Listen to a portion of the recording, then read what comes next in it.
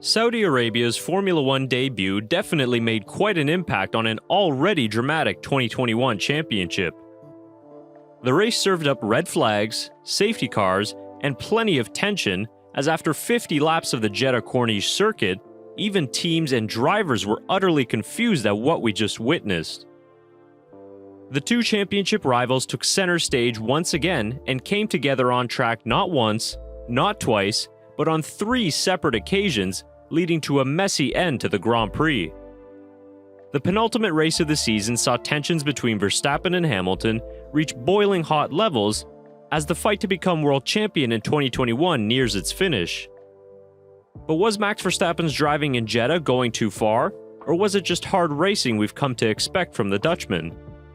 And were the events in Jeddah preventable had the FIA done its job properly? Well, in today's video, we're going to analyze the evidence by looking at onboards, team radios, and more to give you guys the best view of all the incidents so that at the end of this video, you can answer the 2 previous questions in the comment section down below.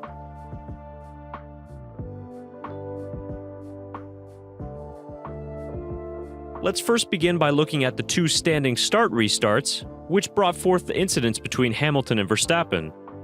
After Mick Schumacher's crash at turn 22, the red flag was brought out to repair the barriers, which meant that Verstappen would not only remain in P1 by having stayed out during the safety car period, but he would also get a free tire change in the pit lane. Starting on the hard tires on lap 15, Verstappen got a poor launch while Hamilton to the left of him made a brilliant start and claimed the right to the corner going into turn 1. Now Hamilton slightly misses the apex of 1, which forces him deep into the corner as Verstappen was trying to sweep around the outside. Similar to their incident in Monza, it is quite difficult to overtake on the outside of Jeddah's tight turn 1 and 2 complex, so Verstappen went off track and gained a position. The carnage that happened behind the pair involving Perez, Leclerc, and Mazepin resulted in another red flag, but this is where the FIA started to get involved. During the red flag period, race director Michael Massey offered Red Bull the chance to give the place back to Hamilton on the restart or keep the place and refer the incident to the stewards for an investigation. This radio call puzzled even the most experienced of F1 pundits, as when was the last time the FIA negotiated stewarding decisions? The lap 15 incident was never officially investigated, as Red Bull accepted Massey's offer and it set up another standing start on lap 17 of Ocon, Hamilton, and Verstappen in 3rd place. This time Verstappen started on the medium tire, and it gave him just the advantage he needed in a make-or-break move. Verstappen sent one down the inside to take the lead, as Hamilton and Ocon made contact on the outside. It was a risky maneuver, as Verstappen nearly collected the wall on his left-hand side, but he saw a gap and made the most of the opening left by Hamilton. This unfortunately would not be the last incident between the two under the lights in Jeddah. As the race settled down, we were in for another Austin-style showdown of Verstappen and Hamilton going head-to-head in what was a mind-boggling pace. The battle, however, was soured with numerous virtual safety car periods due to debris on the track from other incidents.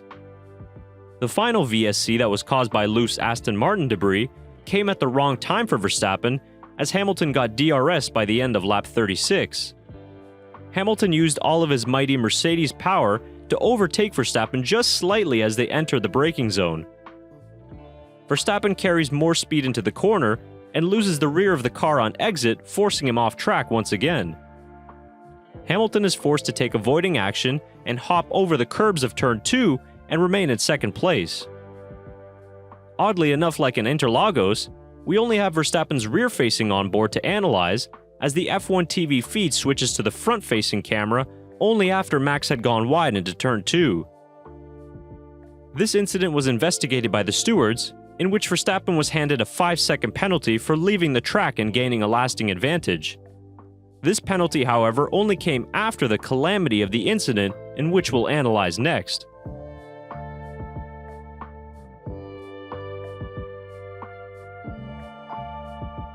Before we could even catch our collective breaths after another Verstappen-Hamilton coming together, it was only a few corners later in which the jaws of the collective F1 community dropped. In what we can only assume was another negotiation between the FIA and the teams, Max's race engineer instructs him to let Hamilton pass.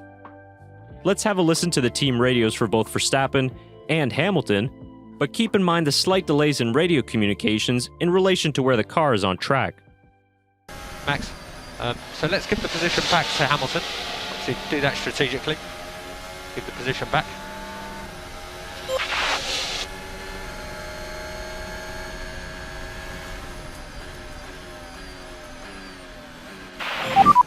So give it back, asking Max to swap positions.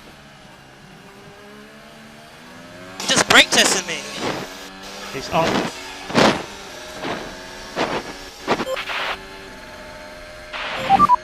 I don't know what's going on here, Max. He's trying to let him pass. He's not going past. The miscommunication between the FIA and teams led to Hamilton smashing into the back of Verstappen and damaging his front wing.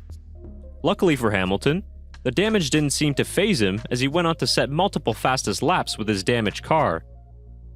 Well into the Arabian night, the stewards met with both parties and rendered a decision on the collision.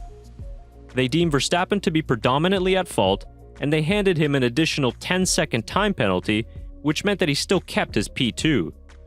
The steward decision reads, quote, "At turn 21, the driver of car 33 was given the instruction to give back a position to car 44 and was told by the team to do so strategically.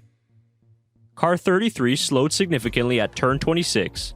However, it was obvious that neither driver wanted to take the lead prior to DRS detection line 3. The driver of car 33 stated that he was wondering why car 44 had not overtaken, and the driver of car 44 stated that, not having been aware at that stage that car 33 was giving the position back, was unaware of the reason car 33 was slowing.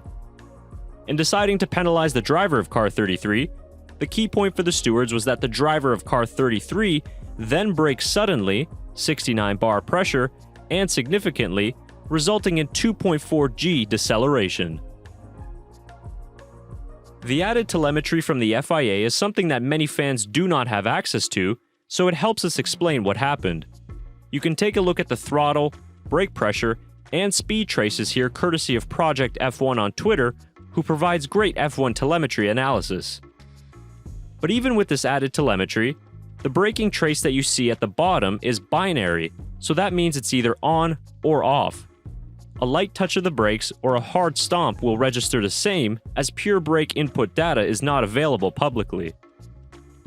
The telemetry and data reviewed by the FIA determined that Verstappen had braked too suddenly, which caused the collision and warranted the standard 10-second penalty.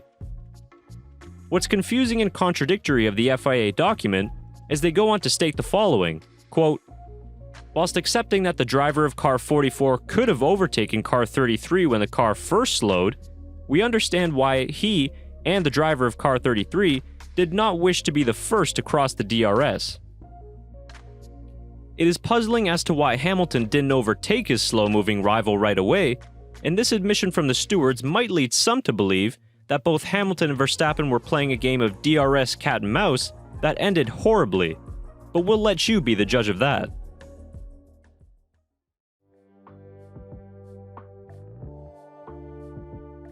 Complaints of penalties and decisions from the FIA have been raging on ever since race 1, and you get the feeling that the lap 37 incident between the two could have been avoided had the FIA handled it properly.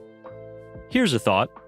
If Michael Masi would have given the instruction for both teams ahead of time to have Verstappen let Lewis overtake, it could have been orchestrated at the scene of the initial incident in turn 1 on the next lap. This would have given both teams plenty of time to inform their drivers, and it would have been like a standard team order car swap, and all of this drama could have been avoided. The decision-making from the FIA this weekend was puzzling to say the least, and that's one topic I'm sure even the Verstappen-Hamilton fans can agree on. But stewarding aside, you couldn't help but notice this was one of Verstappen's worst weekends of 2021. An uncharacteristic mistake in qualifying really seemed to set the stage for him in the race, in which he was very agitated and emotional.